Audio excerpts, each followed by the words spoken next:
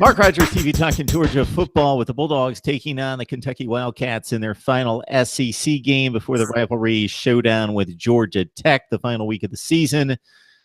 Georgia still for one more day here will be ranked number one, but the College Football Playoff Committee gets together and unleashes the next set of rankings, and we'll see how much the Bulldogs fall following a 40-17 setback against Auburn. We bring in Savannah Lee Richardson from Bulldog Illustrated to talk up the Bulldogs with Kentucky on tap for Saturday.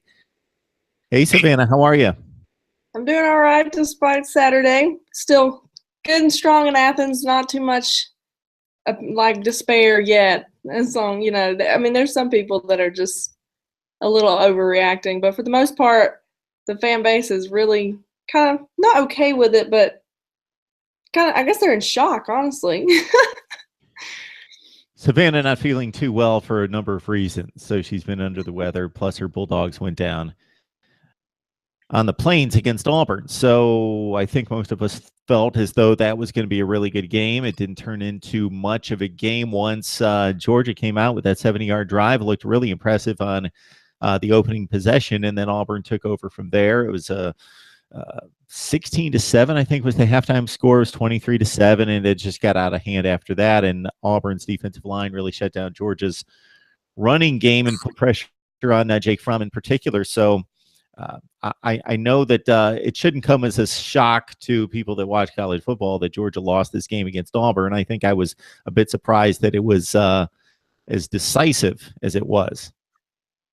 I have to agree with you. I never thought that the game would be that, like, the margin of victory would be that big. I thought it would go down to the fourth quarter, field goal to win it at all. I'm not exactly sure what happened with Georgia, but they just kind of looked like they got shook and they just kind of paused and did not know how to recover from it or regain any momentum. However, I do not think that the loss defines this team's seasons, but it's going to be how Georgia capitalizes this week against Kentucky and then the following week against Tech and on to the SEC championship against either Auburn again or Alabama. I believe it's a big wake-up call for Georgia, in part, really big part, a self-inflicting loss because of the penalties and the dropped touchdown passes, and then you got the muff punt. It can go on and on and on. But I think something that really stood out to me is what Kirby said in his post-game press conference. He said that this game will be defined by how they respond, not by what they did. Kentucky's not going to feel sorry for us, so we can't let Auburn beat us twice. I think that's a huge momentum builder for this team. I think it's a boost of morale for sure. The seniors, though, really just were ticked off after this game. My boss told me that Lorenzo Carter would not even come out to do post-game interviews, and I thought that was something, because usually, no matter what, Lorenzo Carter's a guy that can usually keep his head level and really conduct himself well, but he was very emotional after that game. Honestly, it's kind of like a Clemson-Syracuse thing. It was a perfect storm. I never thought – honestly, never – I mean, like, not necessarily a perfect storm. It just happened to be the right day, the right time for Auburn to do what they did.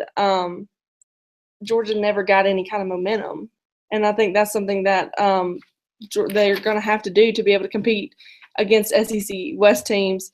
There's some Georgia fans blaming the play calling. There's some Georgia fans just making up a lot of excuses. However, I believe it was the execution and then, like I said, the self-inflicting penalties along with nothing really going right. They probably got a little too confident. I could probably go on and on and on about this, but I just it's just one of those things where you can talk about it all day long, but it is what it is. Georgia's going to have to overcome for it, or they're just going to look like another Georgia team that seems great, but then peters out at the end. So, Savannah, am I hearing this right, that you're putting Syracuse in the same category as Auburn?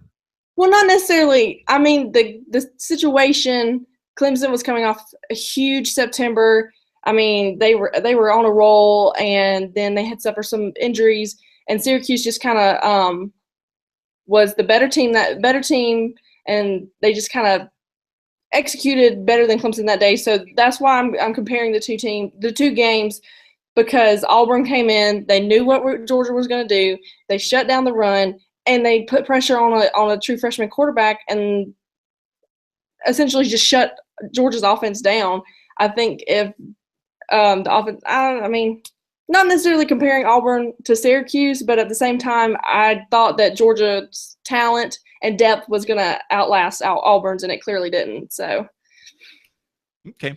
I think if Georgia and Auburn played 10 times, which we'll never know because they're not going to, I would guess that they're going to split 10 games. And if I had to go one way or the other with 6 wins against 4 to break the tie, I would think Georgia would win 6 out of the 10 if somebody held a gun to my head. But I think they're 2 pretty even football teams. I did think that I predicted Georgia to win. I thought that they would win, but it was a difficult decision for me to make on a prediction. I do think Auburn's extremely capable. We'll see what they have against Alabama in 2 weeks.